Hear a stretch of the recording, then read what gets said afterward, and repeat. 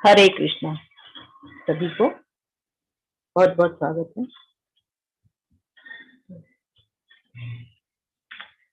ओम नमो भगवते वासुदेवाय। ओम नमो भगवते वासुदेवाय। ओम नमो भगवते वासुदेवाय। ओम अज्ञानतिमिरान्धस्य ज्ञानाञ्जनशलाकया चक्षुर्मीलितं येन तस्मै श्रीगुरुवे नमः। नमः ओम विष्णुपदाय कृष्णपृष्ठाय भूतले श्रीमते भक्ति वेदांत स्वामिन्निति नामिने। नमस्ते सारस्वते देवे गौरवाणी प्रचारिणे निर्विशेष शून्यवादी पाश्चात्य देश तारिणे।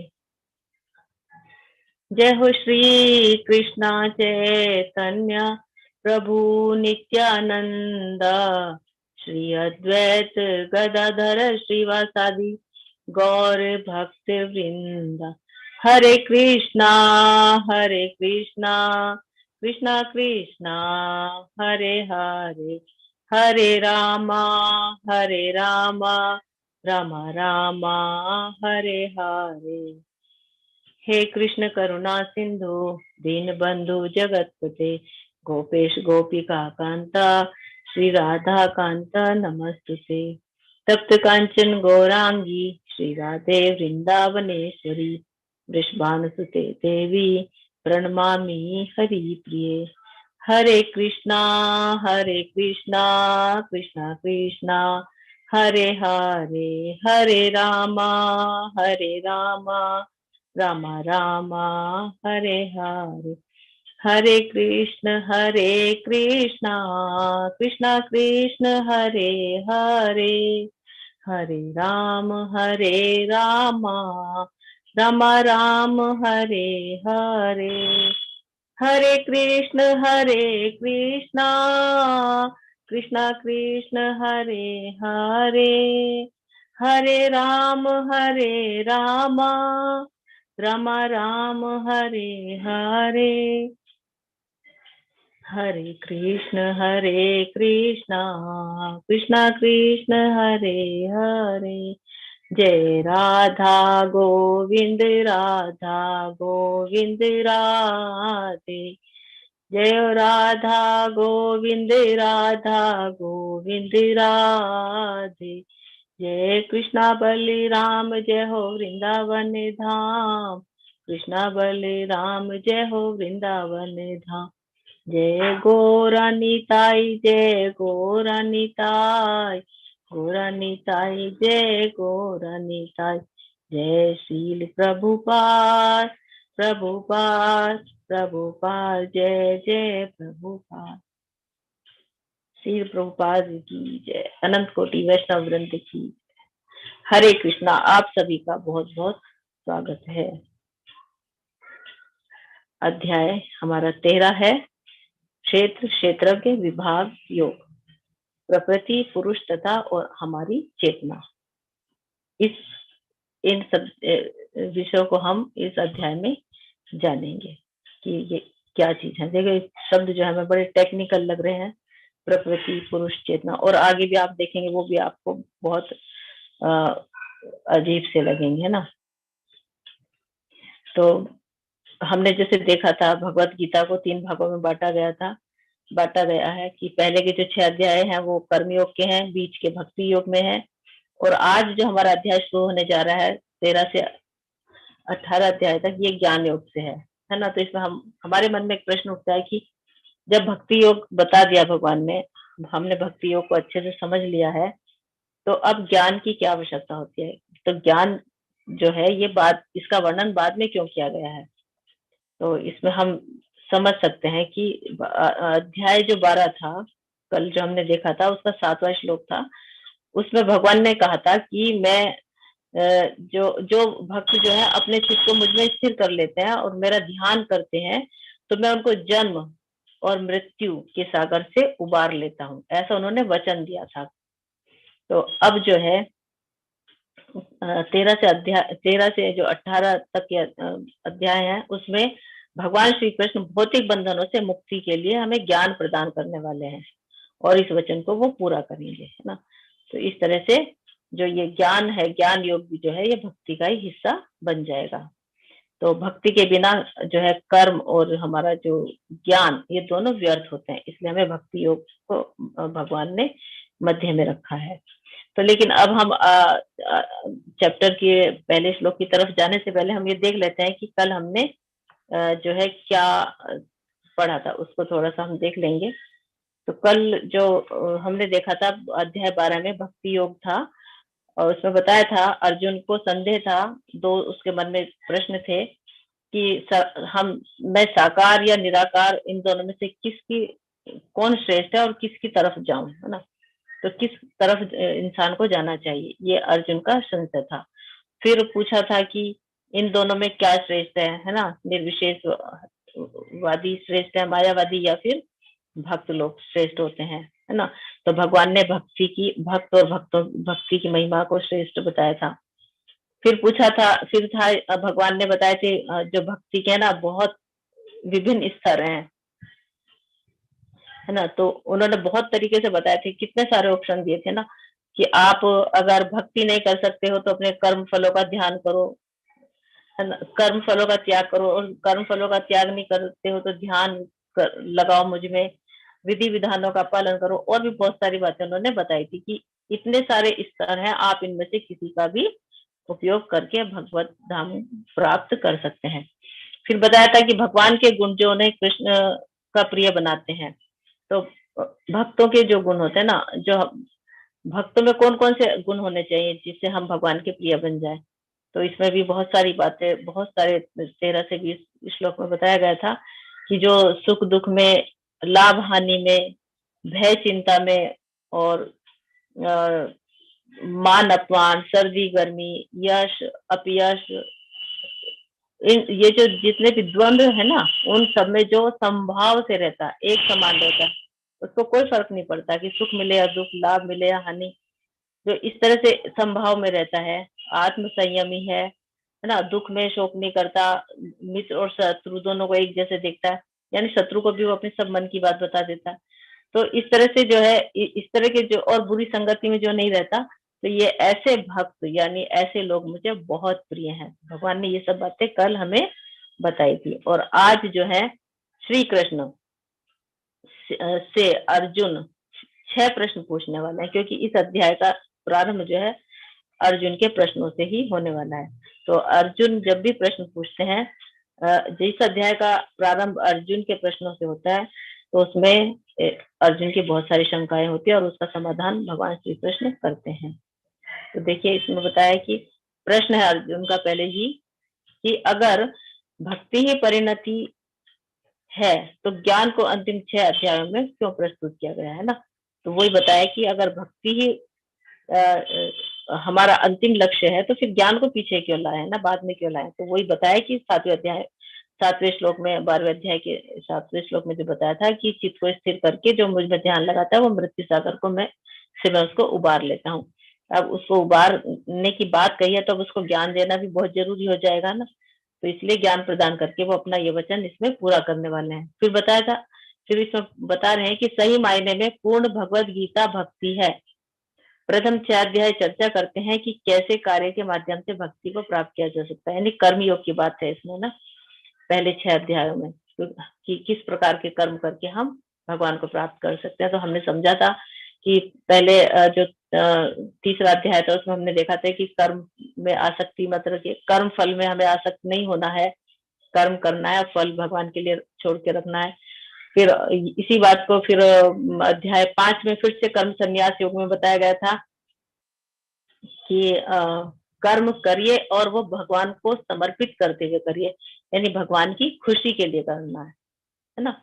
2 तरह से करना है कि आसक्ति नहीं होना, और फिर दूसरा ये कि कर्म करना है तो भगवान की खुशी के लिए करना, भगवान के लिए, हर कार्य हमारा भगवान के लिए होना चाहिए। जो भी काम कर रहे हैं उसमें हमें भगवान को केंद्र में रखना है ना। और फिर बताया इसमें कि अंतिम 6 में ज्ञान के माध्यम से ज्ञान प्राप्त करने का वर्णन है, और मध्य 6 भक्ति की चर्चा करते हैं। तो जो अंतिम 6 अब हम पढ़ने वाले हैं 13 से 18 में, तो ये जो है ज्ञान के माध्यम से, यानी ज्ञान योग का इसका वर्णन है, और बीच में जो है भक्ति योग की चर्चा है। तो इसके अलावा 12वें अध्याय में कृष्ण ने बताया कि कैसे वे व्यक्तिगत रूप से अपने भक्तों को जन्म और मृत्यु से बचाते हैं। तो वही बात इसमें भी आ गई है कि वो संसार सागर से बाहर निकालते हैं। तेषाम अहम समुद्रता मृत्यु संसार सागरात, है ना। जो अध्याय था हमारा 12, उसका 7वां श्लोक यही है कि उनको मैं संसार सागर से उबार लेता हूँ, उनका उद्धार कर लेता हूँ। और फिर अंतिम 6 अध्याय भौतिक दुनिया से खुद को निकालने के लिए आवश्यक दार्शनिक ज्ञान प्रदान करते हैं, है ना। और दार्शनिक ज्ञान इसमें प्रदान किया जाता है अंतिम 6 अध्याय में। फिर बताया कि ज्ञान माया से छुटकारा पाने में सहायता करता है। तो हमें जब ज्ञान मिल जाता है तो हम, जो ये माया है ना भगवान की बहिरंगा शक्ति जो हमें परेशान करती है, जाल फैला के हमारा शिकार करने के लिए वो तैयार बैठी रहती है ना, तो उससे छुटकारा पाने में हमें मदद मिलती है जब हमें ज्ञान प्राप्त हो जाता है, और हमें कृष्ण की ओर, हम कृष्ण की ओर आकर्षित होते हैं। फिर इसलिए जब हम भक्ति प्राप्त करने के लिए ज्ञान का उपयोग करते हैं तो वह भक्ति का हिस्सा बन जाता है। यानी अभी हम जो ज्ञान प्राप्त कर रहे हैं ना, अभी हमारे अंदर जो है भक्ति इतनी अधिक नहीं है ना, लेकिन हम भगवान को जानने के लिए उनका ज्ञान प्राप्त कर रहे हैं, तो ये ज्ञान भी हमारा एक तरह से, ये भी हम भक्ति कर रहे हैं। अभी मैंने आपसे बताया था कि ये यज्ञ है 18 दिन का, तो ये इसमें हम भाग ले रहे हैं, यानी हम भगवान की भक्ति कर रहे हैं, तो ये भी भक्ति का हिस्सा बन जाता है। तो अर्जुन उवाच प्रकृतिम पुरुषम चैव क्षेत्रम क्षेत्रज्ञमेव च एतद् वेदितुम इच्छामि ज्ञानम ज्ञेयम च केशव। तो अर्जुन ने कहा कि हे कृष्ण, मैं प्रकृति एवं पुरुष, क्षेत्र एवं क्षेत्रज्ञ, ज्ञान और ज्ञेय के विषय में जानने का इच्छुक हूँ। तो देखिए ये जो शब्द है कितना टेक्निकल लग रहा है ना, तो कि ये सब क्या है ना, कि प्रकृति पुरुष क्षेत्रज्ञ ज्ञान ज्ञेय, है ना। तो जो शुरू के अभी हम 2-3 श्लोक पढ़ेंगे तो उसमें हम इन सब के अर्थ समझ जाएंगे। तो ये जो पूरी बातें हो रही है ना, ये ज्ञान को व्यवहार में लाने की बात हो रही है, और वो इन 6 शब्दों के आसपास ही है। इन 6 शब्दों में प्रकृति पुरुष क्षेत्र क्षेत्रज्ञ ज्ञान और ज्ञेय, ये जो 6 शब्द हैं इनके आसपास ही सारी वार्ता चलेगी। तो हमें अपने जीवन में जो भी दुविधा होती है, हम जो भी प्रश्न पूछते हैं, वो सब इसमें हमें उत्तर मिल जाएंगे। तो अर्जुन यहाँ पर 6 प्रश्न पूछ रहे हैं। तो श्री भगवान उवाच इदम शरीरम कौन्तेय क्षेत्रमित्यभिधीयते एतद्यो वेतिम तं प्राहु क्षेत्रज्ञ इति तद्विदः। श्री भगवान ने कहा, हे कुंती पुत्र, यह शरीर क्षेत्र कहलाता है और इस क्षेत्र को जानने वाला क्षेत्रज्ञ है। तो हमारा जो शरीर है ये खेत है, क्षेत्र यानी खेत, क्योंकि इस शरीर, ये जो हमारा शरीर है ना, ये कर्म करता है इस खेत पर, यानी क्योंकि ये शरीर कर्म करने का खेत है, हम जो भी कर्म करते हैं इस खेत में करते हैं ना।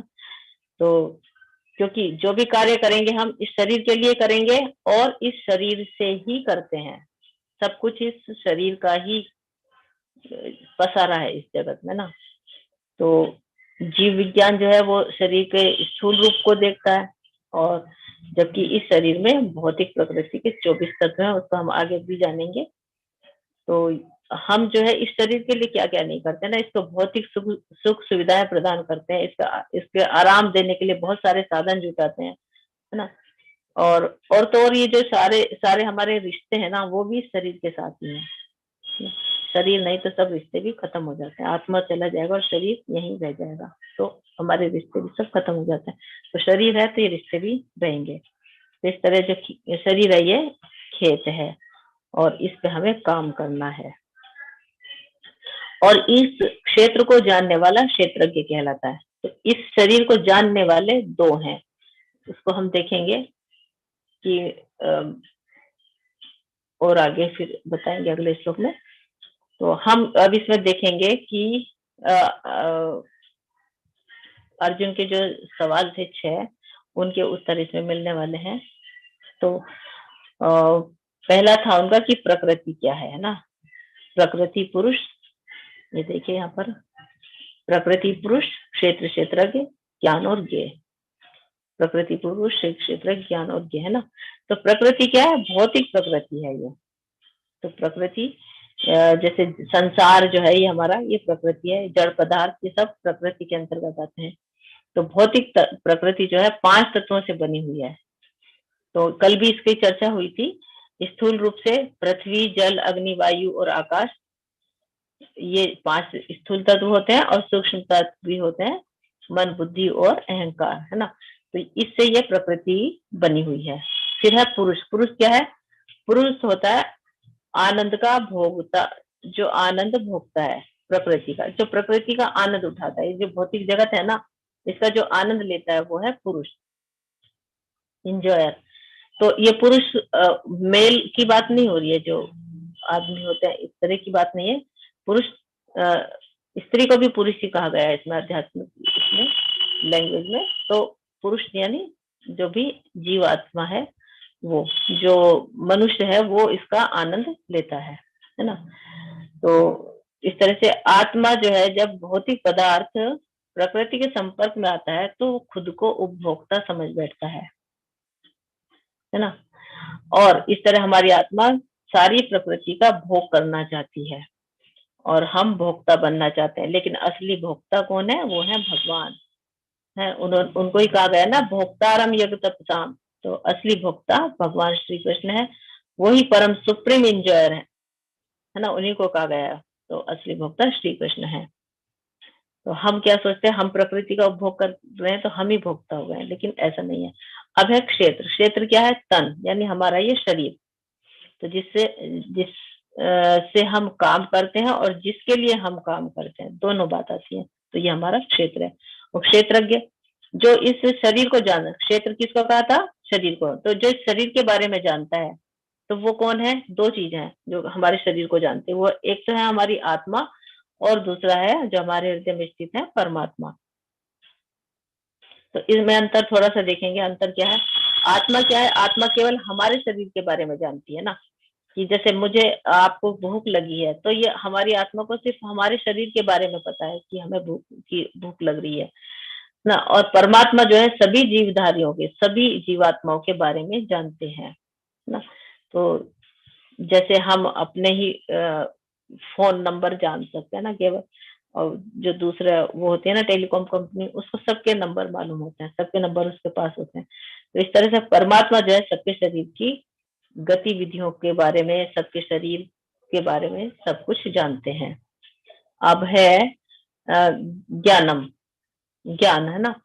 तो ज्ञान क्या है? क्षेत्र और क्षेत्रज्ञ को समझना। क्षेत्र क्या है? हमारा शरीर। और क्षेत्रज्ञ कौन है? आत्मा और परमात्मा। जो इन तीनों को समझ लेता है वो ज्ञान है। जिसको इन तीनों को समझना ही ज्ञान की प्राप्ति है। तो ज्ञेयम, ज्ञान का लक्ष्य, यानी ज्ञान का लक्ष्य क्या है? परमात्मा, यानी भगवान को जानना, भगवान को समझना ही हमारा। और वेदों का लक्ष्य भी क्या है? भगवान को जानना। तो ये चीजें हमें यहाँ पर और अच्छे से आगे बताई जाएंगी। क्षेत्रम चापि माम विद्धिम सर्व क्षेत्रेषु भारत, क्षेत्र क्षेत्रज्ञ ज्ञानम यत ज्ञानम मत मम। तो हे अर्जुन, आपको समझना चाहिए कि मैं भी सभी शरीरों का ज्ञाता हूँ। मैं ही सभी शरीरों का ज्ञाता हूँ, और इस शरीर और उसके ज्ञाता को समझने को ज्ञान कहा जाता है। यहाँ पर वही बात कह रहे हैं भगवान कि हे अर्जुन, मैं सभी के शरीरों को जानता हूँ, क्योंकि मैं परमात्मा रूप में सब में स्थित रहता हूँ। और इस शरीर और उसके ज्ञाता को समझने का ज्ञान कहते हैं। तो जो इस शरीर को, शरीर के ज्ञाता यानी आत्मा और परमात्मा को समझ लेता है, वही ज्ञान कहलाता है। ये मेरी राय है। ये भी हमने पीछे भी देख लिया था। तो देखिए, ये जो है एक किसान है, इस चित्र में बताया। तो ये किसान जो है केवल अपने खेत के बारे में जानता है ना। किसान का खेत, और किसान रूपी जो आत्मा है ये केवल अपने शरीर रूपी खेत को ही देख सकती है। लेकिन ऊपर जो सूरज उगा हुआ है वो इसी खेत को नहीं बल्कि सभी के खेतों को देख रहा है ना।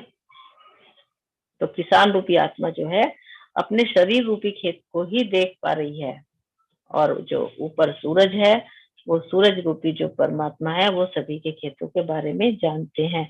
तो इस तरह भगवान सभी के खेतों को यानी सभी की शारीरिक क्रियाओं को जानते हैं। तो विभिन्न वैदिक ग्रंथों में विभिन्न ऋषियों ने कार्यकलापों के क्षेत्र तथा उन कार्यकलापों के ज्ञाता के ज्ञान का वर्णन किया है। इसे विशेष रूप से वेदांत सूत्र में कार्य कारण के समस्त तर्क समेत प्रस्तुत किया गया है। तो वेदांत सूत्र में भी जो क्षेत्र और क्षेत्रज्ञ के ज्ञान का वर्णन मिलता है। तो आगे हम चेतना की अनुभूति को अब हम समझेंगे। तो भगवान की शक्ति का प्राकट्य अन्य रूप में होता है। ये बहुत महत्वपूर्ण है, इसको ध्यान से समझना। भगवान की शक्ति का प्राकट्य है नहीं है ना, कहाँ से होता है, किस रूप में होता है? अन्न के रूप में होता है, जिसका अर्थ है अस्तित्व के लिए भोजन पर निर्भरता। तो यह ब्रह्म की भौतिकतावादी अनुभूति है ना। तो हमारी चेतना जो है भोजन पर आश्रित होती है ना। तो शरीर से काम लेना है तो उसे भोजन तो देना ही होगा, और जो हमें हर जीव जो है उसकी मूल आवश्यकता यही होती है कि वो भोजन प्राप्त करे। जैसे पशु है, पक्षी है, कीट पतंगे, सभी को भोजन की आवश्यकता होती है ना। तो वो क्या करते हैं, वो अन्न में भगवान को अनुभव करते हैं। ठीक है, फिर अन्न में परम सत्य की अनुभूति करने के बाद फिर प्राण में रूप में मनुष्य सजीव लक्षणों या जीवन रूपी रूपों में परम सत्य की अनुभूति करता है। तो अब इसके बाद जो है जीव की जो चेतना थोड़ी और ऊपर उठती है और वो प्राण में रूप में आती है। प्राण में कोश कहलाता है वो यानी वो अपने प्राणों की रक्षा करना जानता है। तो ये कार्य जो है हर जीव कर रहा है, सबको अपने प्राणों की रक्षा करनी आती है क्योंकि उसे अपने प्राण प्यारे होते हैं। तो इसमें अगर मनुष्य अपने प्राणों की रक्षा करता है तो ये कोई बड़ी बात नहीं, सभी को आती है। जो भी जीव है सब अपने प्राणों को बचाना जानता है। तो इस तरह से वो प्राण में भगवान की अनुभूति करते हैं।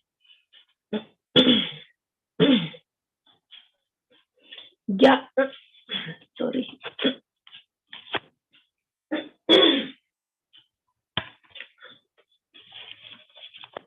तो ज्ञान में रूप में यह अनुभूति सजीव लक्षणों से आगे बढ़कर चिंतन, अनुभव तथा आकांक्षा तक पहुंचती है।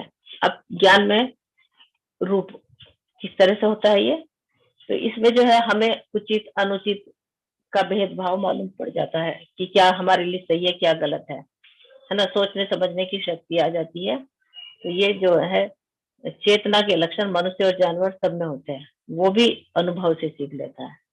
अनुभूति यानी अनुभव, तो उसको भी पता चल जाता है कि उसके लिए क्या सही है क्या गलत है।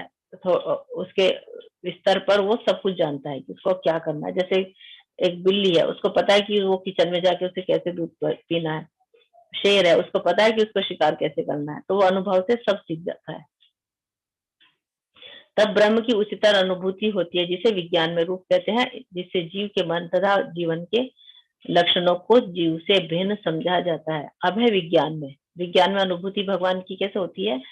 तो इसमें जो है चेतना, विज्ञान में चेतना में मनुष्य क्या देखता है कि उसको उसके दुखों का कारण वो जानना चाहता है कि उसके दुखों का कारण क्या है, उसका वो चिंतन करता है। और ये वाली चेतना जो है केवल मनुष्य में होती है। यहाँ से मनुष्य की चेतना शुरू होती है विज्ञान में से, है ना। तो उसको पता चलता है कि मेरे को अगर कोई कष्ट मिला है तो क्यों मिल रहा है, उसके बारे में वो सोचता रहता है। और जानवरों में ये वाली चेतना नहीं होती, वो चिंतन नहीं करते, उनको कोई फर्क नहीं पड़ता कि दुख क्यों आ रहा है क्यों नहीं आ रहा है ना। और दूसरे जानवरों को भी अगर वो दुख में देखता है तो भी उसको कोई फर्क नहीं पड़ता। आप देखते होंगे जब वो कहीं कसाई जब खाने में जब कोई पशु को काटा जाता है तो दूसरा पशु जो होता है वहां पर बंधा हुआ आराम से अपना चारा खाता रहता है, घास खाता रहता है, उसको कोई फर्क नहीं पड़ता। वो ये नहीं सोचता कि आज इसको काटा गया कल मेरा नंबर आएगा, है ना। तो ये अनुभूति उनमें नहीं होती, यानी विज्ञान में रूप जो है ये पशुओं में नहीं पाया जाता। विज्ञान में चेतना पशुओं में नहीं होती। अब है आनंद में। तो इसके पश्चात परम अवस्था आती है जो आनंद में है, अर्थात सर्व आनंद में प्रकृति की अनुभूति। इस प्रकार से ब्रह्म अनुभूति की 5 अवस्थाएं हैं जिन्हें ब्रह्म पुच्छम कहा जाता है।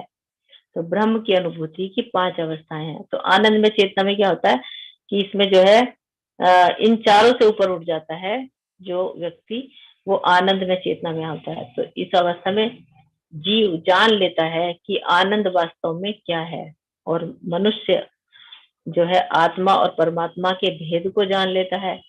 और परम पिता का परम पिता कौन? परमात्मा, उनका अनुभव करने लगता है।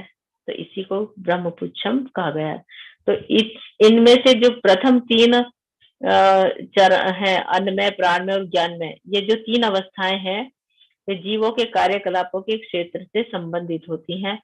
परमेश्वर इन कार्यकलापों के क्षेत्रों से परे हैं और आनंद में है, सच्चिदानंद है भगवान। अब इसमें देखिए इस तरह से समझाया है कि चेतना की अनुभूति के 5 स्तर हैं, यानी ब्रह्म की अनुभूति की 5 अवस्थाएं क्या क्या है वही रिपीट किया गया है यहाँ पर भी। तो अन्न में है, प्राण में, ज्ञान में, विज्ञान में और आनंद में। तो प्रथम जो नीचे की 3 है, अन्न में, प्राण में, ज्ञान में, तो ये जो है पशुओं में के स्तर की चेतना है, और विज्ञान में और आनंद में जो है ये मनुष्य के स्तर की चेतना कहलाती है। तो अब अन्नमय कोश को हम एक बार फिर से समझ लेते हैं। अन्नमय का मतलब है कि भोजन पाने के लिए जो है स्थूल शरीर का सर्वोच्च लक्ष्य होता है, यानी भोजन की प्राप्ति, भोजन पाना हर जीव का कर्तव्य लक्ष्य है। अपने प्राण में भी अपने प्राणों की रक्षा करना, उसको संरक्षित करना, ये भी हर जीव जानता है। ज्ञान में यानी अपना भोजन प्राप्त करना, अपने प्राणों की रक्षा करना, ये वाला जो ज्ञान है ना, ये सबको मिल ही जाता है अनुभव से, वो सब सीख जाते हैं। फिर विज्ञान में बताया है कि सर्वोच्च लक्ष्य है भगवत प्राप्ति। और आनंद में क्या होता है कि आत्मा और परमात्मा के भेद को अंतर को मालूम करके वो जो है भगवान के साथ आनंदित होते हैं। अब देखिए इसमें पंच महाभूत बताया कि पंच महाभूत अहंकार, बुद्धि, अव्यक्त, 3 गुणों की अप्रकट अवस्था, 10 इंद्रिया तथा मन, 5 इंद्रिय विषय, इच्छा, द्वेष, सुख दुख, संघात, जीवन के लक्षण तथा धैर्य, इन सबको संक्षेप में कर्म का क्षेत्र तथा उसकी अंतः क्रिया यानी विकार कहा गया। कर्म क्षेत्र के बारे में इसमें बताया गया है। तो कर्म क्षेत्र क्या है? कर्म करने का खेत को क्या है? हमारा शरीर। तो शरीर जो है हमारा 24 तत्वों से मिलकर बना है ना। तो इसमें सबसे पहले है पंच महाभूत। पंच महाभूत में हमने अभी देखा समझा था, पंच महाभूत में क्या होते हैं? पृथ्वी, जल, अग्नि, वायु और आकाश, ये 5 हो गए। 24 है, आप गिनिएगा इसको। देखिए 5 महाभूत हो गए स्थूल, इसमें स्थूल रूप में होते हैं पृथ्वी, जल, अग्नि, वायु और आकाश, ये 5 हुए। फिर सूक्ष्म रूप भी होते हैं इसमें बुद्धि और अहंकार, और जो है इसमें 3 गुणों की अप्रकट अवस्था, यानी 3 गुण कौन से हैं? प्रकृति के 3 गुण होते हैं सत्व, रज, तम। 5, 3, 8 हुए ना ये। तो अब 10 इंद्रियां इसमें, 10 इंद्रियां कौन सी है? इसमें 5 जो है कर्मेंद्रियां होती है और 5 ज्ञानेंद्रियां होती है। तो 5 ज्ञानेंद्रियां कौन सी है हमारी? नेत्र, कान, नाक, जीभ और त्वचा। फिर 5 कर्मेंद्रियां, वाणी हमारी, पांव, हाथ, गुदा और लिंग, ये 5, यानी 10 हमारी इंद्रियां हो गई। तो ऊपर 8 हुए थे ना, तो 10 और 8 18 हो गए ना। तो इन 10 इंद्रियों के ऊपर जो है हमारा मन होता है, 10 इंद्रियों के ऊपर हमारा मन होता है। और आ, फिर इसमें जो है 5 इंद्रिय विषय हैं, 5 इंद्रिय विषय बताए गए हैं ना। तो 5 इंद्रिय विषय कौन से हैं? शब्द, स्पर्श, रूप, रस और गंध। अच्छा, मन नहीं जोड़ा था मैंने इसमें ना, एक मन भी है ना, तो वो 19 हो गए यहाँ पर ऊपर, यहाँ अभी ये 19 हो गए हैं। और नीचे हो गए 5 ये क्या कहेंगे इसको? इंद्रिय विषय 5, शब्द, स्पर्श, रूप, रस, गंध। तो ये 19 और 5 हो गए 24। तो इन 24 तत्वों से हमारा शरीर बना है। और फिर इसमें बताया कि इस तरह से हमारा जो शरीर है इसकी 5 महाभूत की अभिव्यक्तियां जिन्हें हम प्रकट करते हैं वो स्थूल शरीर की अभिव्यक्तियां होती हैं। और इच्छा, द्वेष, सुख, दुख, संघात, ये जो सब है स्थूल शरीर की अभिव्यक्ति है। और सूक्ष्म शरीर की अभिव्यक्ति क्या है? चेतना और धैर्य ना। ये जो है सूक्ष्म शरीर की अभिव्यक्ति होती है। ये बहुत बारीक बारीक है। अमानित्वम,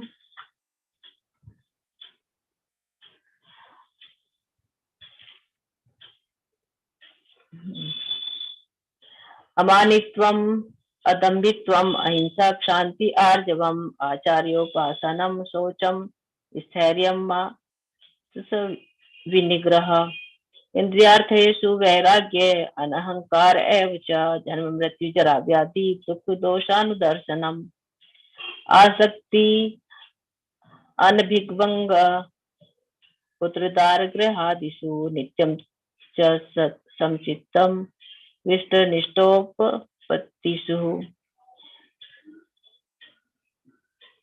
मयि चानन्य योगेन भक्ति व्यभिचारिणी, विभक्त देशे सेवित्वम, रति जन संसिद्धि, अध्यात्म ज्ञान नित्यत्वम, तत्व ज्ञानार्थ दर्शनम, एक तत् ज्ञानमिति प्रोक्तम, ज्ञानम यदतो अन्यथा। तो इसमें जो है बताया है कि हमारी असली समस्याएं क्या हैं। जन्म मृत्यु व्याधि। चलो इसको पढ़ लेते हैं। विनम्रता, दंभहीनता, अहिंसा, सहिष्णुता, सरलता, प्रमाणिक गुरु के पास जाना। तो विनम्रता हम सब जानते हैं कि सबसे विनम्रता से हमें पेश आना चाहिए। दंभहीनता यानी हमारे अंदर अहंकार नहीं होना चाहिए। और यानी शिष्टता, तो जो ये समझता है कि ये नहीं कि सम्मान हो रहा है, हमें क्या समझना चाहिए दंभहीनता में के अंतर्गत कि हम अगर सम्मान हो रहा है तो शरीर का हो रहा है, अपमान हुआ है तो शरीर का हुआ है, यानी मैं शरीर नहीं आत्मा हूँ। तो ये जो है दंभहीनता कहलाती है। अहिंसा में आता है कि हिंसा 2 प्रकार की होती है ना, शरीर को हानि पहुंचाना या किसी के मन को हानि पहुंचाना। तो मानसिक कष्ट देना भी हिंसा के अंतर्गत आता है। तो हमें किसी की को ठेस नहीं पहुंचानी चाहिए, ये बताया इसमें। और फिर क्या है? सहिष्णुता है ना, यानी सहनशीलता। तो हमारे अंदर जो है सहनशीलता होनी चाहिए, सब कुछ सहन करना आना चाहिए, मान और अपमान सब कुछ हमें सहन करना होना चाहिए। फिर है सरलता, सादगी हमारी इतनी हो कि हम हमें देखकर, हमारे आचरण को देखकर दूसरे लोग हमसे प्रभावित हो जाए और हमारा अनुसरण करें, है ना। तो कई लोग तो सादगी को देखकर ही भक्त बन जाते हैं। फिर है प्रमाणिक गुरु के पास जाना, यानी हमें जो है एक गुरु शिष्य परंपरा से जो गुरु आते हैं उनके पास हमें जाना चाहिए। स्थिरता है ना, स्थिर रहना चाहिए अपने इसमें, अपने इसमें भक्ति में हमें स्थिर होना चाहिए। ये नहीं कि हमने कहा कि मैंने अगर कहा है कि एक माला करनी है, तो ये तो शुरुआत में बताया कि एक करनी है, लेकिन हमें अपनी स्थिर, हमारा दृढ़ जो संकल्प है हमारा होना चाहिए कि हमें और आगे भी बढ़ना है। तो हमारे मन में स्थिरता होनी चाहिए कि हम अपनी माला को धीरे धीरे करके 16 तक जाए। इस तरह से अन्य सभी बातें इस तरह से लागू होती हैं कि स्थिरता होनी चाहिए। और फिर क्या है?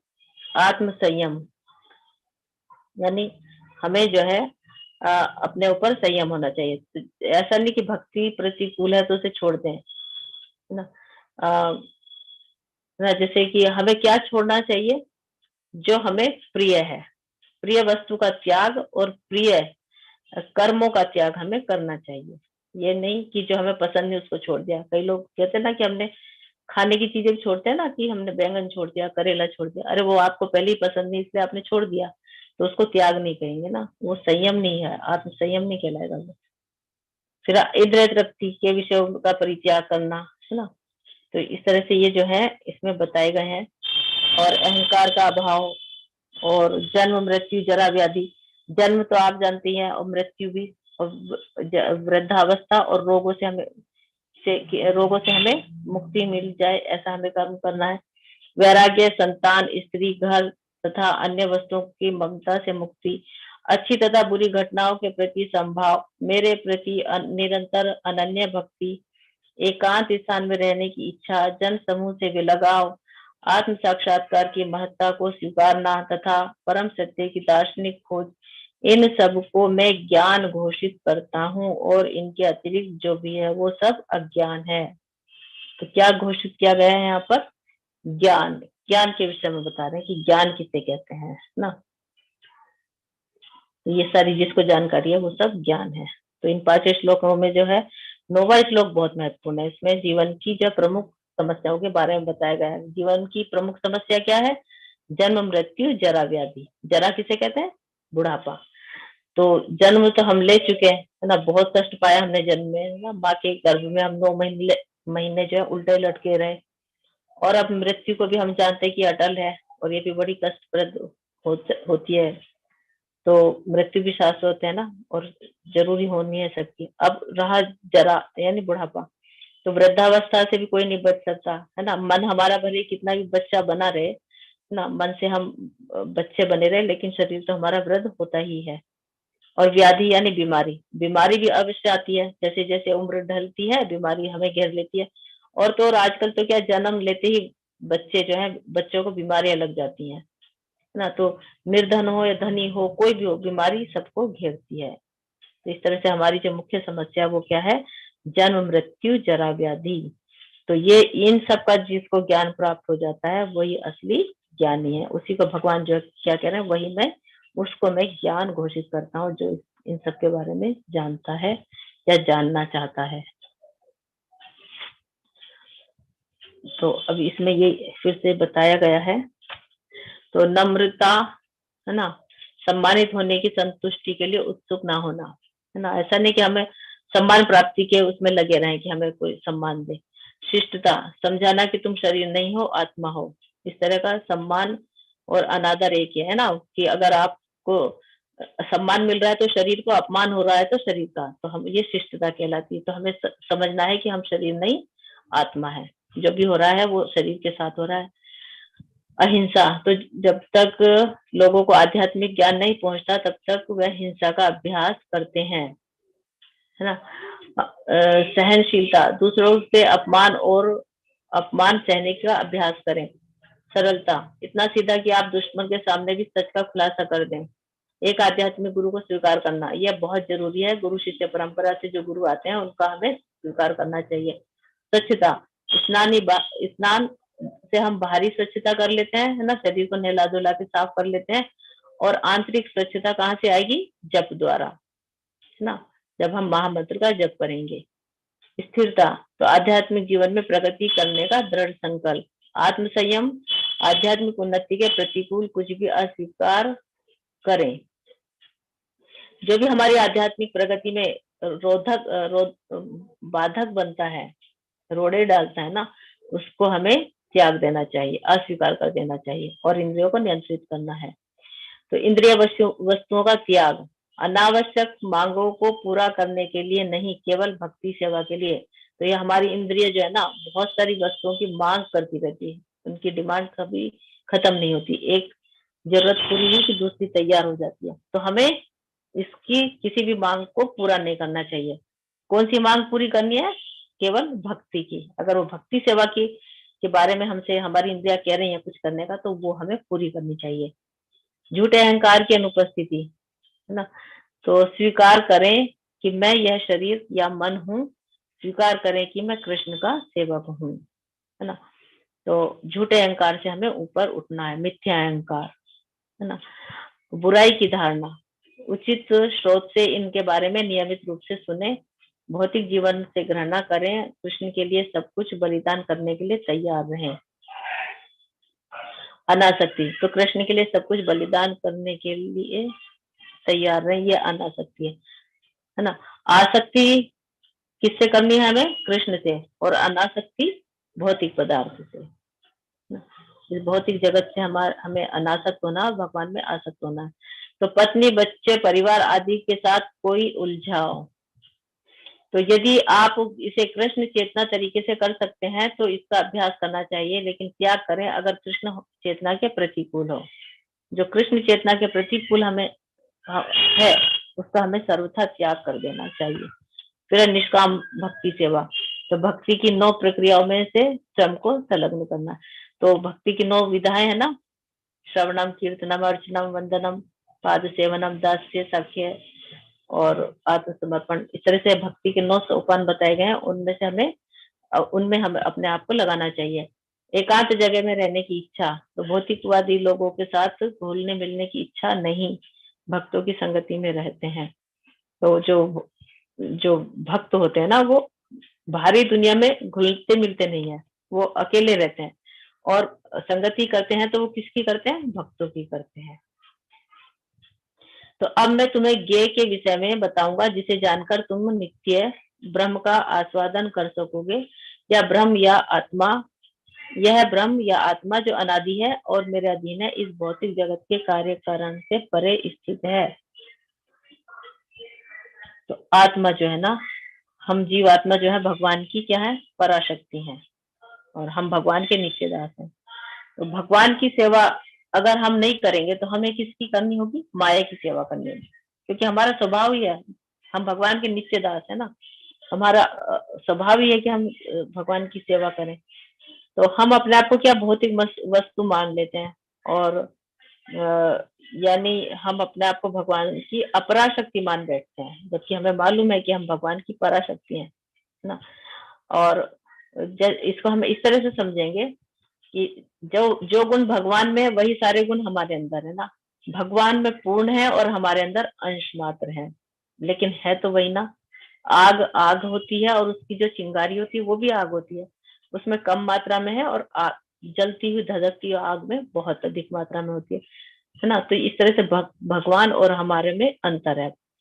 लेकिन इसको हम उदाहरण में कैसे और समझेंगे? जैसे गरुड़ पक्षी होता है ना, वो बहुत ऊंची उड़ान भरता है, बादलों के भी ऊपर चला जाता है, लेकिन अगर वो मुर्गों के साथ रहेगा तो वो भी मुर्गों जैसी छोटी छोटी उड़ान भरने लग जाता है, क्योंकि वो भूल जाता है, उसको याद नहीं रहता कि मैं तो इनसे ऊपर लेवल का हूँ, है ना। तो इस तरह से हम जो जीवात्मा है ना, हम अपने स्वरूप को भूल चुके होते हैं। हमें नहीं मालूम कि हम भगवान के ही अंश हैं और हमारे अंदर भगवान के गुण हैं। तो इस तरह से इसमें ये बताया है। तो भौतिक प्रकृति के संपर्क में रहने से हम भौतिक पदार्थ अपने आप को मान बैठते हैं। तो परमात्मा समस्त इंद्रियों के मूल स्रोत है, फिर भी वे इंद्रियों से रहित हैं, है ना। यानी वो समस्त इंद्रियों के क्या है? स्वामी है। उनको क्या कहा गया है? ऋषिकेश, है ना, क्योंकि वो सभी इंद्रियों के स्वामी होते हैं, फिर भी वो इंद्रियों से रहित हैं, यानी कोई भी इंद्रिय उनको अपनी ओर आकर्षित नहीं करती है, किसी में वो लिप्त नहीं होते हैं। वे समस्त जीवों के पालन करता होकर भी अनासक्त हैं। सभी की का वो पालन भी करता है, लेकिन किसी में आसक्त नहीं होते। कैसे? जैसे जैसे एक पिता होता है ना, वो अपने बच्चे का पालन करता है, लेकिन वो अपने बच्चे में बहुत आसक्त होता है ना। लेकिन भगवान श्री कृष्ण जो है हमारे प्रपिता महा है, फिर भी वो हमारा पालन करते हैं, लेकिन वो हम पर आसक्त नहीं है, हमारे प्रति वो अनासक्त भाव से रहते हैं। वे प्रकृति के गुणों से परे हैं। प्रकृति के 3 गुण हैं, सत्व रज तम, उन तीनों गुणों से वो परे हैं, फिर भी वे भौतिक प्रकृति के समस्त गुणों के स्वामी हैं। और वो कौन है? वो प्रकृति के जो 3 गुण हैं उनके वो स्वामी हैं। तो जो प्रकृति के 3 गुण है ना, जो माया है, वो हमें अपनी ओर आकर्षित करती है, लेकिन भगवान पर वो आकर्षित होती है ना। तो भगवान पर माया का कोई प्रभाव नहीं होता। जैसे मकड़ी के जाले में कीड़े फंस जाते हैं ना, तो हम जो है उस माया में फंस जाते हैं। परम सत्य समस्त जीवों चर अचर के बाहर तथा भीतर स्थित हैं। वे भौतिक इंद्रियों के द्वारा जानने या देखने से परे हैं। यद्यपि वे अत्यंत दूर रहते हैं, किंतु हम सबके निकट भी हैं। इसका जो ईशोपनिषद में भी वर्णन आता है, एक मंत्र में आता है इसका कि वो तद एजति तद दूरे तद उन्ति के, है ना।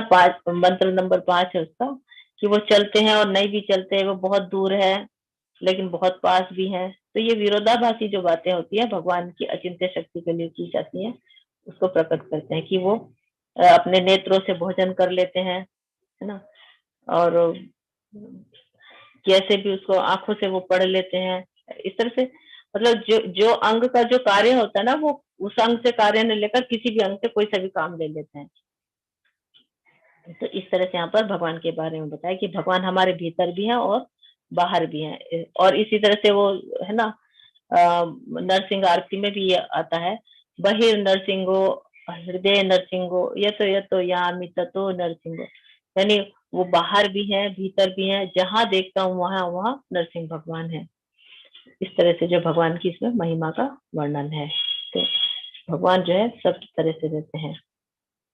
तो ब्रह्मांड के अंदर भी है बाहर भी है, तो ब्रह्मांड के भीतर भी वो है और उनके भीतर ब्रह्मांड है। इस तरह से बहुत अलग अलग तरीके से हम भगवान को समझ सकते हैं। तो वे समस्त प्रकाशमान वस्तुओं के प्रकाश स्रोत हैं, वे भौतिक अंधकार से परे हैं और अगोचर है, वे ज्ञान है, ये है। हरे कृष्णा।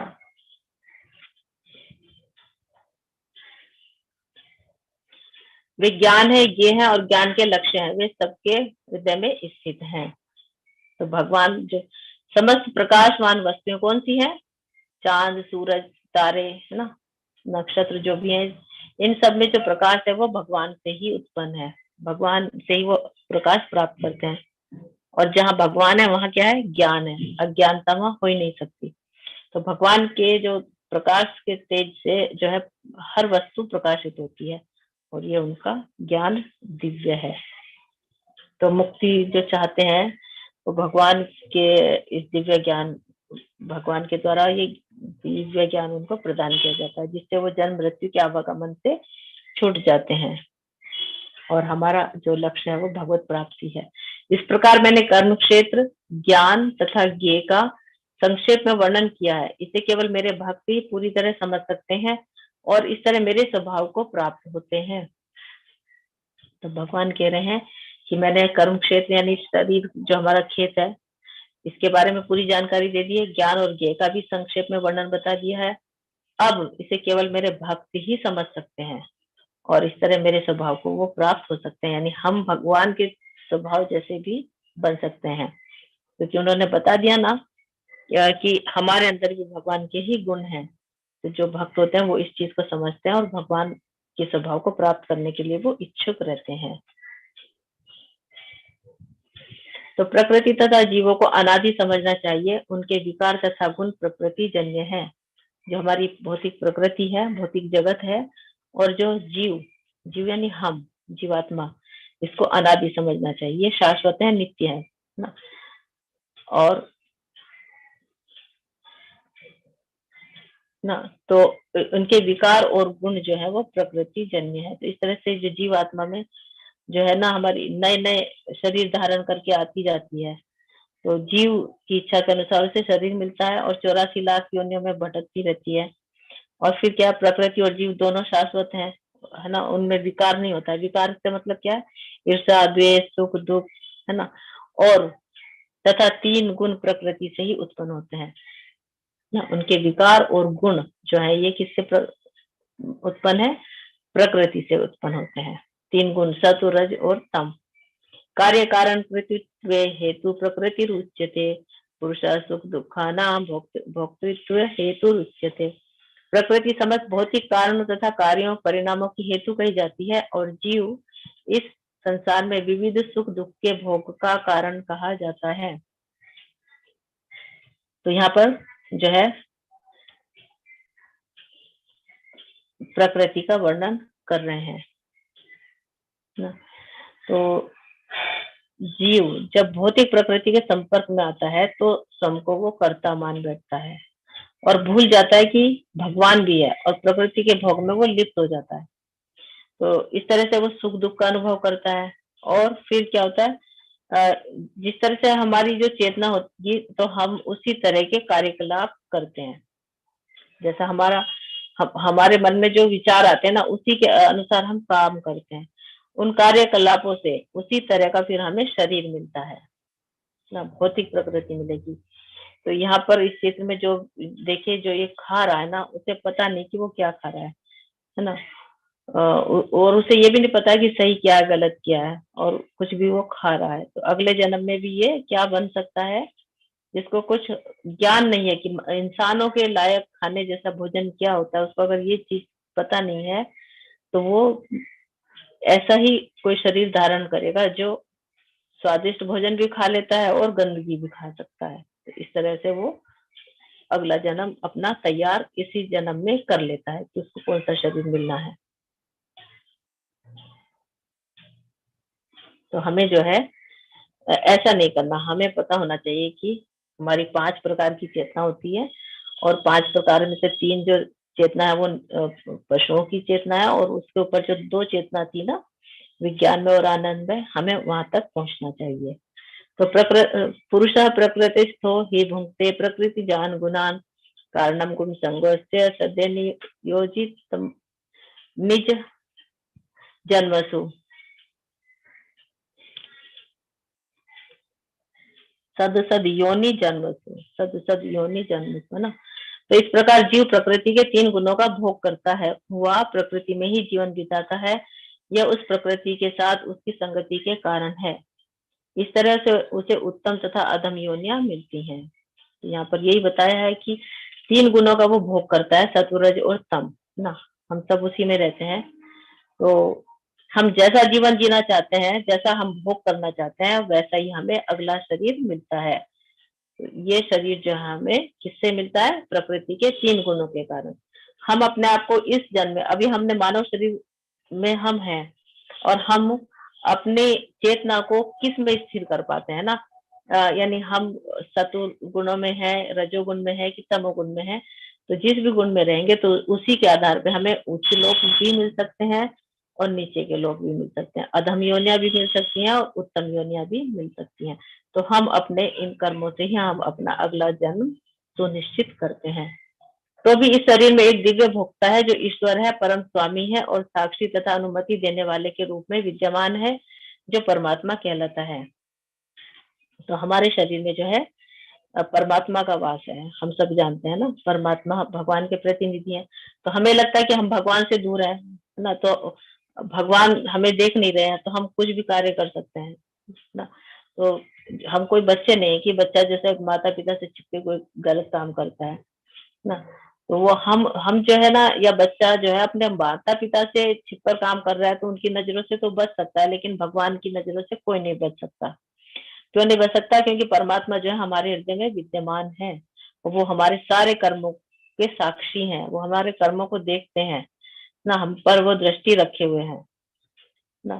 तो भगवान को हम छोड़ सकते हैं, लेकिन भगवान जो है हमें कभी नहीं छोड़ सकते, वो हम पर नजरें गड़ाए हुए रहते हैं। कहते हैं ना कि यदि हम सपने में भी कोई बुरे कर्म करते हैं तो हमारे उन बुरे कर्मों के साक्षी वो सपनों के कर्मों के साक्षी भी भगवान होते हैं। और जब हम मृत्यु के पश्चात जाते हैं तो जैसे अदालत में पेशी होती है ना, कोई गवाह के रूप में बुलाया जाता है, इसी तरह से परमात्मा जो है वहां पर हमारी गवाही देते हैं कि इसने क्या क्या अच्छे कार्य किए, क्या क्या बुरे कार्य किए।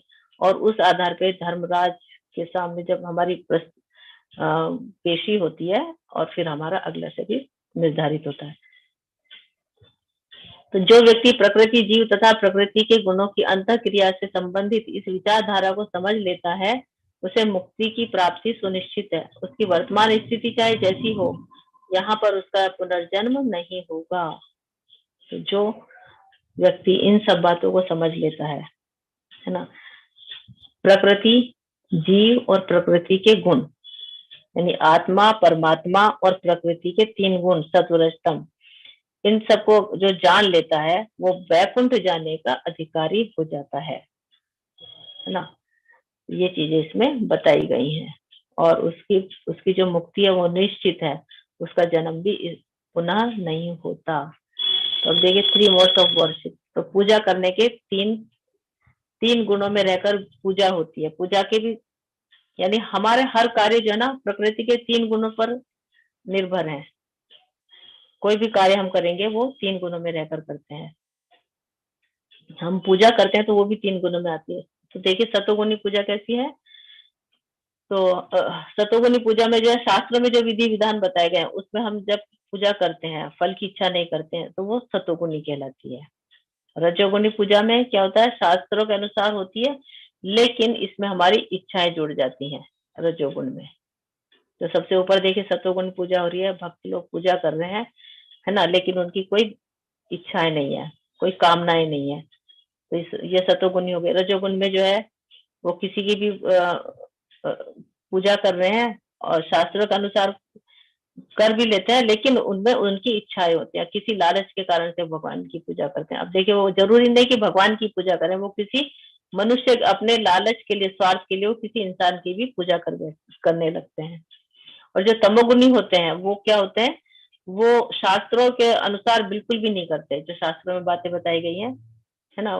वो तो किसी को नुकसान पहुंचाना, किसी के शरीर को नुकसान पहुंचाना, यहाँ तक कि वो अपने शरीर को भी नुकसान पहुंचा देते हैं। तो ये तमोगुणी होते हैं। अपने शरीर को कैसे नुकसान पहुंचाते हैं वो, आपने देखा होगा कि कोई जीभ काट के चढ़ा देता है, कोई अपने शरीर का रक्त चढ़ाता है। इस तरह से जो पूजा करते हैं ये तमोगुणी पूजा कहलाती है। दूसरों को, दूसरे जीव को नुकसान पहुंचाते हैं ना, बलि चढ़ा देते हैं ना बकरों की, मुर्गों की, तो ये जो है तमोगुणी पूजा कहलाती है। Reading in 3 modes of nature, तो पढ़ाई भी हमारी जो है प्रकृति के 3 गुणों में रहकर होती है, सतोगुण में, रजोगुण में और तमोगुण में। तो देखिए ये जो है सतोगुणी जो बहुत ध्यान से पढ़ाई कर रहे हैं, और रजोगुणी व्यक्ति, बच्चा जो होता है वो आलस में है, पढ़ भी रहा है, सो भी रहा है। और तमोगुणी तो बिल्कुल सो ही गया है, वो है ना, उसका तो पढ़ाई में मन लग ही नहीं रहा है, तो ये तमोगुण में है। तो आप भी अपने आप को देखिए कि आप कौन सी उसमें है ना। इसमें देखिए वो ध्यान पूर्वक पढ़ाई कर रहे हैं तो सतोगुण में आ गए, और थोड़ा आराम कर रहे हैं तो रजोगुण में आ गए, और सो गया तो वो तमोगुण में आ गए। तो आप किस मोड पे हैं तो ये आप देख लेना। तो एग्जाम जो है वो भी 3 प्रकृति के 3 गुणों में है। सतोगुणी जो बच्चा होता है एग्जाम देने जाता है तो वो ना तो चीटिंग करता है, ना किसी को करने देता है या करवाता है ना पूछेगा किसी से, ना किसी को बताएगा। और रजोगुणी जो होता है वो नकल करेगा। और तमोगुणी क्या होगा, वो तो एग्जाम में हॉल में जाके सो जाएगा, या फिर जाएगा ही नहीं, अपने घर में पड़ा सोता रहेगा। ये तमोगुण में होता है। अब भोजन, भोजन भी हमारा प्रकृति के 3 गुणों पर है आधारित। सतोगुणी भोजन, सतोगुणी भोजन में क्या होता है, दाल चावल सब्जी रोटी, है ना, रायता चटनी, इस तरह से जो भोजन होता है सतोगुणी भोजन होता है, जो हमारे शरीर के लिए लाभदायक होता है। और रजोगुण में भोजन क्या होता है, राजसी होता है। जैसे इसमें आप ये खाते हैं ना, पिज्जा बर्गर, और जो ये और तरह के फास्ट फूड होते, चाइनीज फूड जो जिसको कहते हैं ना, जो स्वास्थ्य के लिए बहुत हानिकारक है, और तीखे चटपटे स्वादिष्ट गरम, इस तरह के जो भोजन होते हैं वो रजोगुणी होता है। और तमोगुणी भोजन में तो कुछ भी नहीं होता है ना, ये तो पता नहीं क्या क्या खाते हैं ना, मांसाहार भी करेंगे, ड्रिंक करेंगे, और बासी भी भोजन खा लेंगे, कैसा भी खा लेते हैं, ये तो तमोगुणी भोजन कहलाता है। तो कुछ लोग परमात्मा को ध्यान के द्वारा अपने भीतर देखते हैं, तो दूसरे लोग ज्ञान के अनुशीलन द्वारा, और कुछ ऐसे जो निष्काम कर्म योग द्वारा देखते हैं। तो इसमें जैसे कि कुछ लोग कहते हैं ना कि जिनको पढ़ना लिखना नहीं आता तो क्या वो भक्ति नहीं कर पाएंगे, क्या वो भगवान को प्राप्त नहीं कर सकते? नहीं, ऐसा बिल्कुल नहीं है ना। जिनको आध्यात्मिक ज्ञान नहीं है, लेकिन अगर वो भक्तों के साथ रहते हैं, प्रमाणिक गुरुओं की संगत से श्रवण करते हैं, तो वो भगवान को प्राप्त कर सकते हैं, है ना। तो ऐसा नहीं है, तो परमात्मा को जब वो अपने भीतर देखते हैं, है ना, कुछ तो ज्ञान के अनुशीलन से यानी ज्ञान प्राप्त करके, लेकिन ज्ञान तो वही कर सकता है ना, श्रवण के द्वारा भी कर सकते हैं, पुस्तकों को पढ़ के भी कर सकते हैं ना। तो इस तरह से सबको सब ज्ञान प्राप्त कर सकते हैं। तो ऐसे भी लोग हैं जो यद्यपि आध्यात्मिक ज्ञान से अवगत नहीं होते, पर अन्यों से परम पुरुषों के विषय में सुनकर उनकी पूजा करने लगते हैं। ये लोग भी प्रमाणिक पुरुषों से श्रवण करने की मनोवृत्ति के कारण जन्म तथा मृत्यु पथ को पार कर जाते हैं। तो यहाँ पर भगवान बता रहे हैं कि कुछ ऐसे भी लोग होते हैं जो खुद नहीं पढ़ पाते, खुद ज्ञान प्राप्त आध्यात्मिक ज्ञान से अवगत नहीं होते, लेकिन दूसरों से सुनकर वो आध्यात्मिक ज्ञान प्राप्त कर लेते हैं और जन्म मृत्यु के जो सागर है उसको पार कर जाते हैं। तो इसमें ये बताया ना, कपिल देव है जो मुनि कदरबा के पुत्र थे, उनकी माता देवहूति थी, तो उन्होंने उन्होंने अपने पुत्रों से ही ज्ञान प्राप्त किया था, कपिल देव, है ना। इनकी भी भागवतम में बहुत अच्छा वर्णन आता है, इसको हम कभी देखेंगे कहीं और आगे है। प्लीज म्यूट कर लीजिए ना। तो यह भरतवंशियों में श्रेष्ठ यह जान लो कि चर और अचर यानी जड़ और चेतन जो भी तुम्हें अस्तित्व में दिख रहा है वह कर्म क्षेत्र किसे कहा है, शरीर को, तथा क्षेत्र के ज्ञाता कौन है, आत्मा और परमात्मा का संयोग मात्र है। तो ये इसमें बताया है कि इस संसार में दो ही शक्तियां हैं, परा और अपरा। तो आत्मा जो है पराशक्ति है और हमारा शरीर जो है ये अपरा शक्ति है भगवान का, और पूरा संसार इसी में से युक्त है। जो कुछ भी उत्पन्न होता है वो सब जीव की प्रकृति का संयोग मात्र है।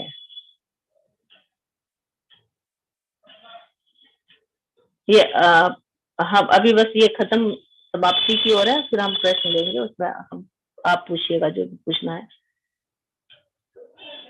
समम सर्वेषु भूतेषु तिष्ठन्तं परमेश्वरं विनश्यस्तु अविनश्यन्तं यः पश्यति स पश्यति। तो जो परमात्मा को समस्त शरीरों में आत्मा के साथ देखता है और जो यह समझता है कि इस नश्वर शरीर में के भीतर न तो आत्मा है न परमात्मा कभी विनिष्ट होता है, तो वही वास्तव में देखता है। तो जो व्यक्ति ये समझ जाता है कि जो हमारे शरीर हमारा नष्ट होता है, शरीर खत्म हो जाता है, लेकिन हमारा शरीर के अंदर जो आत्मा है और परमात्मा है वो कभी समाप्त नहीं होते, वो कभी नहीं मरते ना, न हन्यते हन्य माने ना, यानी मर जाने पर भी वो नहीं मरते हैं ना। तो वही वास्तव में देखता है।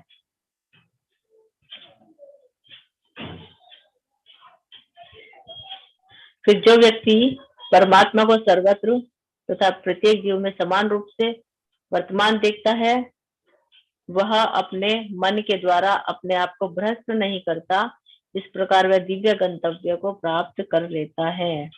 जब आप ये जान लेंगे कि हमें कोई देख रहा है तब तो हम आप और हम जो भी हैं कोई भी गलत काम नहीं करेंगे और वो दिव्य गंतव्य को प्राप्त कर लेता है। तो इसे हमें अनुभव करना चाहिए कि परमात्मा सब देख रहे हैं, परमात्मा की उपस्थिति को हमें समझना चाहिए कि वो हर जगह है, और जो इस चीज को समझ लेता है तो आध्यात्मिक प्रगति कर लेता है। तो जो यह देखता है कि सारे कार्य शरीर द्वारा संपन्न किए जाते हैं जिसकी उत्पत्ति प्रकृति से हुई है, और जो देखता है कि आत्मा कुछ भी नहीं करता, वही यथार्थ में देखता है ना। तो यहाँ पर कहा कि हम अपने आप को कर्ता मान लेते हैं कि जो भी हो रहा है हम कर रहे हैं ना।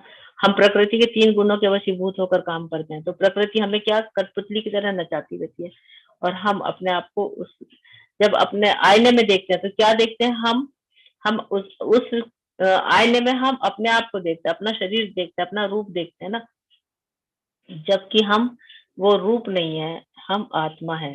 तो हम शरीर के लिए काम करते हुए भी स्वयं कार्य नहीं कर रहे होते हैं, ये सारे कार्य जो है प्रकृति के 3 गुण हमसे करवाते हैं। तो शरीर तो एक यंत्र होता है, एक मशीन है ना, तो उसको जैसा निर्देश प्रकृति से मिलता है वो शरीर वैसा ही काम करता है। तो हम अगर सतोगुण में स्थित है तो हमारा शरीर भी सतोगुणी काम करेगा, हम रजोगुण में स्थित है तो हमारा शरीर भी रजोगुणी कार्य करेगा। इस तरह से हम जो है एक यंत्र मात्र हैं। तो यद्यपि आकाश सर्वव्यापी है किंतु अपनी सूक्ष्म प्रकृति के कारण किसी वस्तु से लिप्त नहीं होता। इस तरह ब्रह्म दृष्टि में स्थित आत्मा शरीर में स्थित रहते हुए भी शरीर से लिप्त नहीं होता। तो जिस तरह सब कुछ आकाश में स्थित है लेकिन आकाश किसी में नहीं है, तो आकाश स्वतंत्र है, इसी तरह से हम भी स्वयं को हमें भी ऐसा ही समझना चाहिए। तो जब हम अपने आप को आत्मा समझ लेंगे तब हमारे शरीर की जो गतिविधियां हैं उसमें हम लिप्त नहीं होंगे। शरीर से कार्य करना है उसका ध्यान तो रखना होगा, लेकिन उसमें हमें आसक्त नहीं होना। हे भरतपुत्र, जिस प्रकार सूर्य अकेले सारे ब्रह्मांड को प्रकाशित करता है, उसी प्रकार शरीर के भीतर स्थित एक आत्मा सारे शरीर को चेतना से प्रकाशित करता है ना। तो सिर्फ एक आत्मा हमारे शरीर को हमारे शरीर को चेतना से प्रकाशित करता है। तो आत्मा का लक्षण क्या है, चेतना। तो देखिए अगर शरीर से आत्मा निकल जाती है तो वही शरीर जो है सबको भयानक लगने लगता है उस शरीर के पास कोई नहीं जाना चाहता। यानी हम शरीर नहीं, आत्मा है।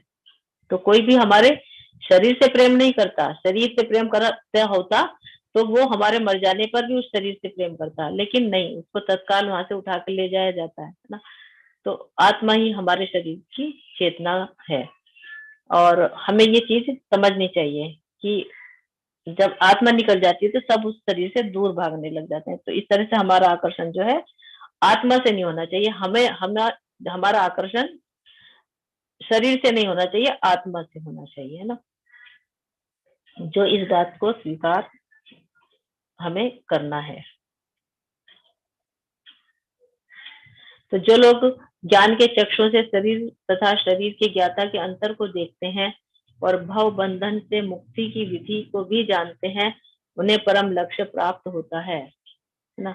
तो ज्ञान के चक्षुओं से जो शरीर और शरीर की ज्ञाता के अंतर को जान लेते हैं तो वो इस भव बंधन से मुक्त हो जाते हैं। और परम लक्ष्य क्या है? भगवान को प्राप्त करना, और भगवान को प्राप्त कर लेते हैं। तो इस तरह इस 13वें अध्याय का तात्पर्य यही है कि मनुष्य को शरीर, शरीर के स्वामी तथा परमात्मा के अंतर को समझना चाहिए, है ना। शरीर का स्वामी कौन है? आत्मा और परमात्मा। उसे श्लोक 8 से लेकर 12 तक वर्णित मुक्ति की विधि को जानना चाहिए, तभी वह परम गति को प्राप्त हो सकता है। फिर श्रद्धालु को चाहिए कि सर्वप्रथम वह ईश्वर का श्रवण करने के लिए सत्संगति करे, है ना। श्रवणा विधि से, यानी सुनकर हम भगवान की ओर अग्रसर होते हैं, हम एक कदम बढ़ाते हैं। जैसे अभी आप सब श्रवण कर रहे हैं, कितने धैर्य से आप सुन रहे हैं, तो ये हमारा भक्ति की तरफ पहला कदम है। और फिर धीरे धीरे प्रबुद्ध बने, और इसको सुनकर फिर थोड़ा हमें ज्ञान प्राप्त होता है। और यदि गुरु स्वीकार कर लिया जाए तो पदार्थ तथा आत्मा के अंतर को समझा जा सकता है। यानी अगर आप गुरु को स्वीकार कर लेते हैं गुरु शिष्य परंपरा से, तो आप आत्मा और परमात्मा के अंतर को समझ सकते हैं। तो यह वही अग्रिम आत्म साक्षात्कार के लिए शुभारंभ बन जाता है। गुरु अनेक प्रकार के उपदेशों से अपने शिष्य को देहात्म बुद्धि से मुक्त होने की शिक्षा देता है।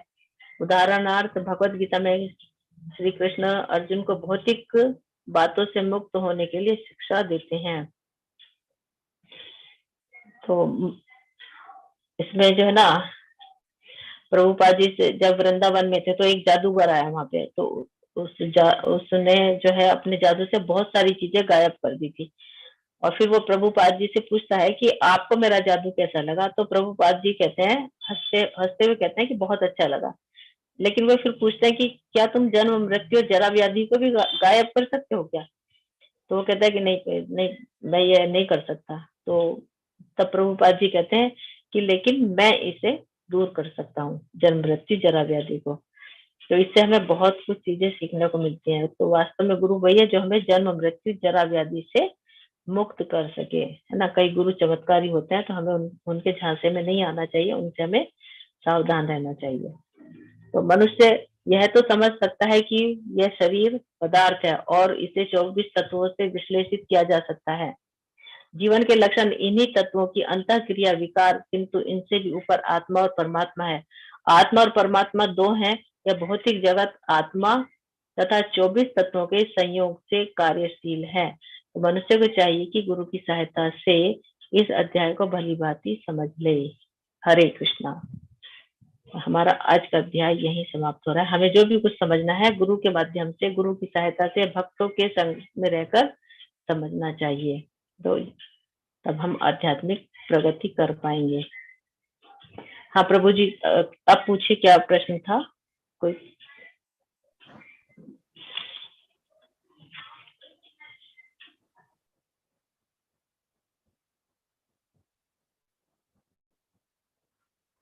हरे कृष्ण माता जी। हाँ हरे कृष्ण माता जी। किशन प्रभु जी, जन्म के तथा मृत्यु के बाद विभिन्न प्रकार के कर्म कांड किया जाता है।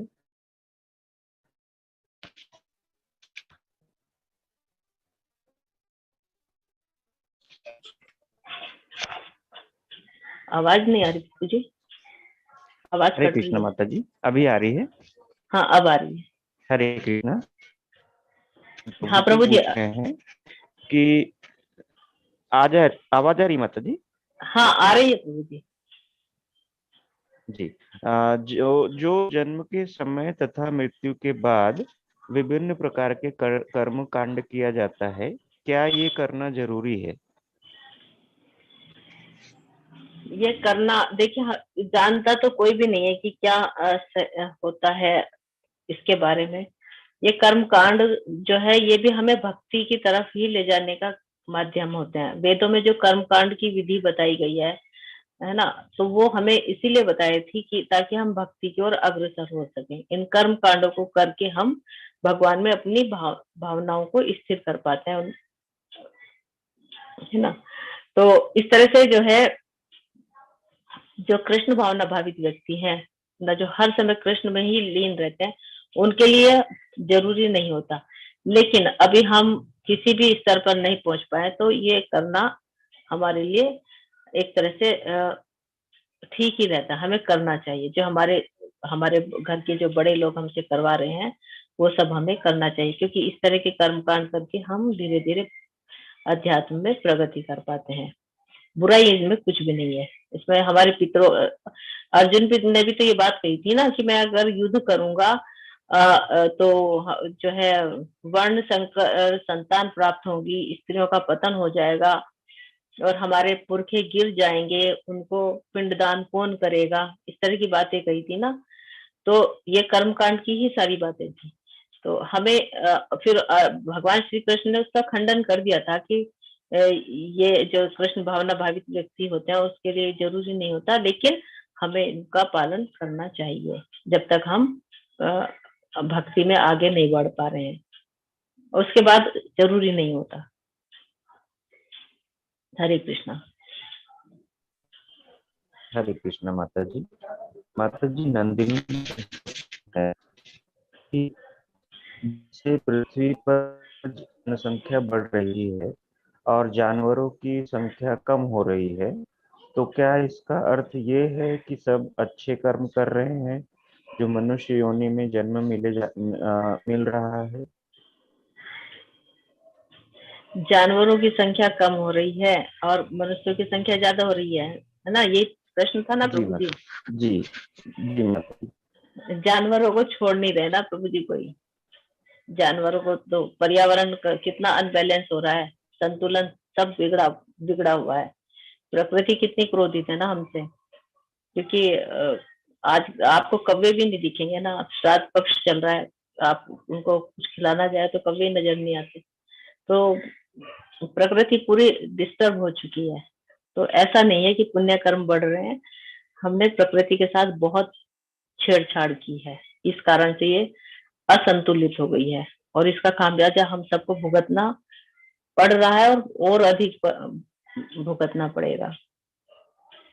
हरे कृष्णा प्रभु माता जी। हरे कृष्ण माता जी। माता जी, कि उनका ये है कि जैसे दो कथावाचक जो है वो आपस में बहस कर रहे थे कि प्रभु वो जी लोग आवाज बहुत कट रही है आपकी प्रभु हरे जी। कृष्ण। जी जी जी, हरे कृष्ण माँ। अभी आ हरे रही है माता जी? अभी भी थोड़ा कट। नेटवर्क का इशू है माता जी, बारिश हुई थी आज तो थोड़ा सा प्रॉब्लम है। अच्छा हाँ ठीक है प्रभु, थोड़ा हरे धीरे धीरे कृष्ण। बोल। हरे कृष्णा, बोलिए अब देखते हैं। आ रही है माता जी आवाज? हाँ आ रही है। जी। जी माता जी। प्रभु जी का पूछना है कि उन्होंने दो प्रसिद्ध कथावाचक को आपस में एक बात को लेकर बहस करते हुए देखा। उनके लड़ने की वजह था, एक कथावाचक इस बात को लेकर जिद पर थे कि भगवत गीता में कहीं भी राधा जी के नाम का जिक्र नहीं है, ये खुद से हम्म। बनाया गया है। कुछ अच्छा। तथाकथित कथावाचक द्वारा उस हम्म। कथावाचक का जिद थी कि आज तक कोई उन्हें उनके इस बात को गलत साबित नहीं कर पाया। तो माता जी, क्या ये भगवत गीता में राधा नाम का कहीं जिक्र नहीं है? हम्म। तो ये जो है ये बिल्कुल असत्य है जो उन्होंने कहा कि ये मनगढ़ंत बनाई गई है। पहली बात तो ये कि ये बिल्कुल गलत है। और राधा का जिक्र कहाँ से होगा? वहां पे वो युद्ध के मैदान में खड़े हैं, वहां पे राधा रानी से संबंधित क्या बात करेंगे, है ना? और राधा रानी से अगर संबंधित बात करेंगे भी तो फिर वो जो वहां का जो वातावरण है वो ही बदल जाएगा, जो वो ज्ञान देना चाह रहे हैं वो सब वहां से हट जाएगा और दूसरी बात आ जाएगी। तो भागवतम में भी राधा रानी का नाम नहीं है ना? तो इसका मतलब ये नहीं है कि वो भी बाद में लिखी गई है या वो भी बिल्कुल गलत है। तो ये जो भगवत गीता थी युद्ध के मैदान में सुनाई गई, इसका जो उपदेश दिया गया था। तो इसमें प्रश्न ये होना चाहिए कि भगवत गीता का जो ज्ञान है, उपदेश है, वो युद्ध के मैदान में क्यों दिया गया? भगवान श्री कृष्ण अर्जुन के साथ हर समय रहते थे, कहीं भी दे सकते थे उसको ज्ञान। तो ऐसा क्यों उन्होंने कि वही स्थान चुना, वहीं पे जाके उन्होंने वहीं पर जाकर अर्जुन मोहित हुआ, वो भी भगवान श्री कृष्ण की माया से ही मोहित हुआ था।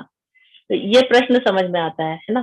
तो देखिए उसका उत्तर मैं देना चाहूंगी कि जैसे कहीं पे युद्ध होता है ना, लड़ाई हो रही है, आप सड़क पे जा रहे हैं, रास्ते में लड़ाई हो रही है, और तो आप जो है भले कितने भी व्यस्त होंगे तो आप वहां पे थोड़ी देर रुककर देखेंगे कि क्या हो रहा है ना? तो इसी तरह से भगवान श्री कृष्ण ये चाह रहे थे कि मैं अगर युद्ध में लड़ाई के समय ये उपदेश दूंगा तो इसको सब लोग ध्यान पूर्वक सुनेंगे।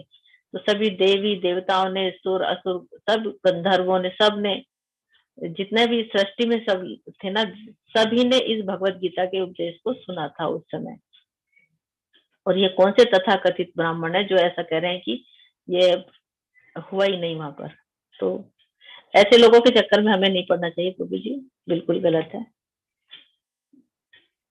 और राधा रानी का जिक्र भगवत गीता में नहीं है। तो जब कोई लड़ाई लड़ता है तो उस समय कहीं राधा रानी जो है प्रेम की अधिष्ठात्री देवी है, तो वहां पर लड़ाई में उनका नाम कहाँ से आ सकता है ना?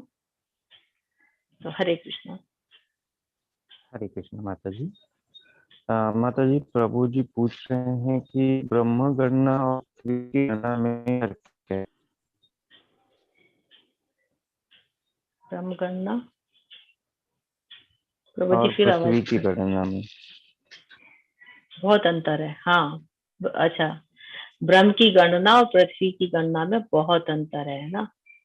है ना? हमारे 365 दिन, उनका एक दिन होता है, यानी हमारा एक साल उनका केवल एक दिन के बराबर होता है। इतना अंतर है ब्रह्मा जी की गणना में और हमारी गणना में।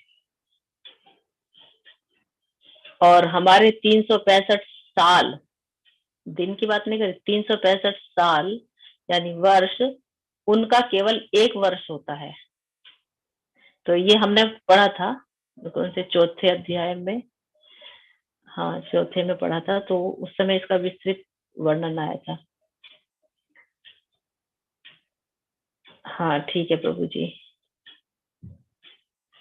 ना। तो हमें इनकी इस तरह के लोगों से दूर रहना चाहिए जो इस तरह की बातें कहते हैं, क्योंकि हमारे धार्मिक ग्रंथों पर उंगली उठाने वाले बहुत लोग हैं।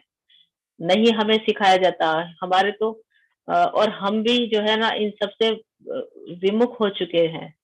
हमारी भी इनमें रुचि नहीं रह गई है, क्योंकि इनको बिल्कुल तिरस्कार की नजरों से देखा जाता है, क्योंकि हमारे देश को बहुत सारे लोगों ने आके लूटा है और अपना साम्राज्य स्थापित किया उन्होंने, है ना?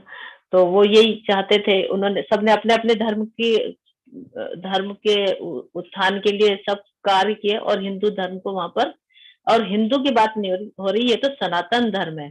सनातन धर्म का मतलब होता है जो शाश्वत है, जो आदिकाल से चला रहा है। तो इसका तो पूरा इन्होंने पूरा इसको समाप्त ही करने की कोशिश की गई है सभी ने। तो हमें इन सब चीजों से बचकर अपने धार्मिक ग्रंथों में अपनी रुचि को जगाना है। और हमारा और इस्कॉन का यही लक्ष्य है, श्री प्रभुपाद जी का मिशन भी यही है कि सब जन जन तक भगवत गीता का ज्ञान पहुंचे, उनकी शिक्षाएं सबको मिले।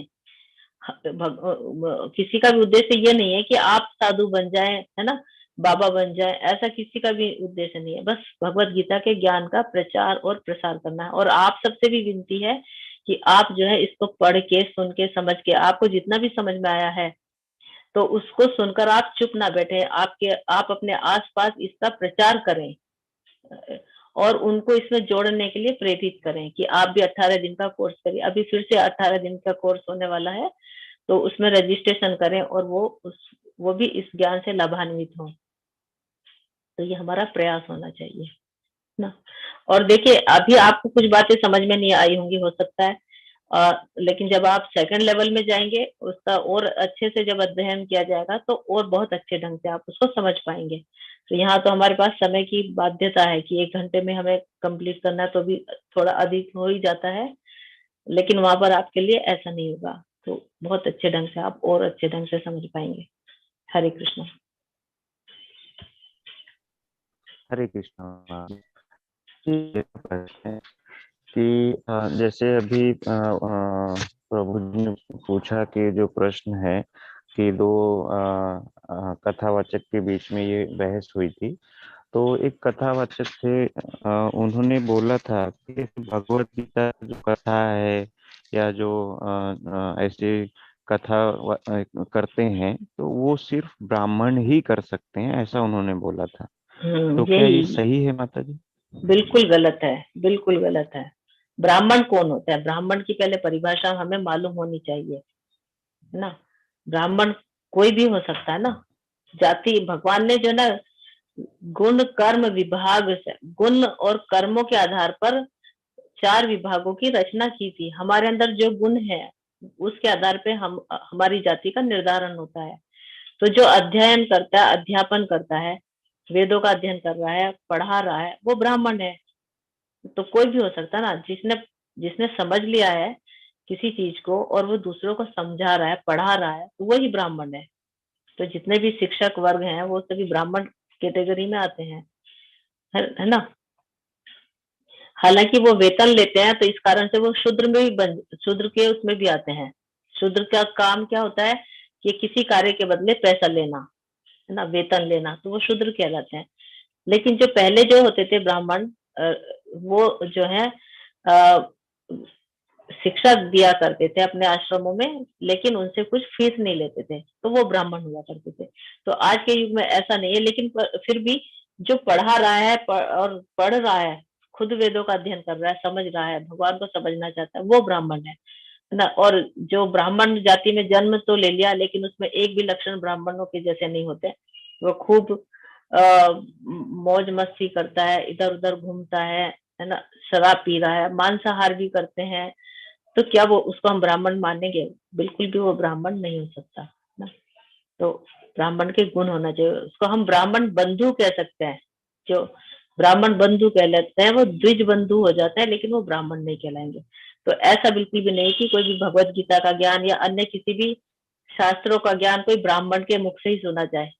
इस्कॉन में जाति प्रथा बिल्कुल समाप्त है। क्यों इस्कॉन क्यों इतना आगे बढ़ रहा है, इतनी तीव्रता से क्यों तरक्की की इस्कॉन ने? क्योंकि उसमें जाति का कोई बंधन नहीं है। जो 4 रेगुलेटिव प्रिंसिपल का पालन कर रहे हैं, जो 16 माला का जप कर रहे हैं, गुरु की आज्ञा में रहते हैं, वही ब्राह्मण है, और उन्हीं इस्कॉन में उसके लिए स्थान होता है। वो वहां पर अपनी जगह बना सकता है। ये 4 रेगुलेटिव प्रिंसिपल क्या है कि आपको मांसाहार नहीं करना, नशा नहीं करना, और अवैध संबंध नहीं रखना, और जुआ नहीं खेलना। ये 4 चीजों का पालन करना है। 4 चीजों का अगर हम पालन कर रहे हैं तो हम ब्राह्मण है। 16 माला का जप कर रहे हैं तो हम ब्राह्मण है।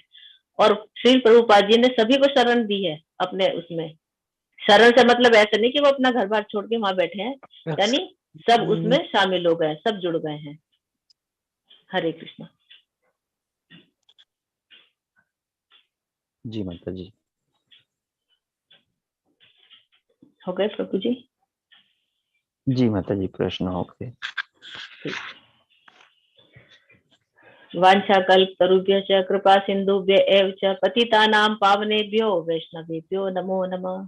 हरे कृष्ण कृष्ण कृष्ण हरे हरे, हरे राम राम राम हरे हरे।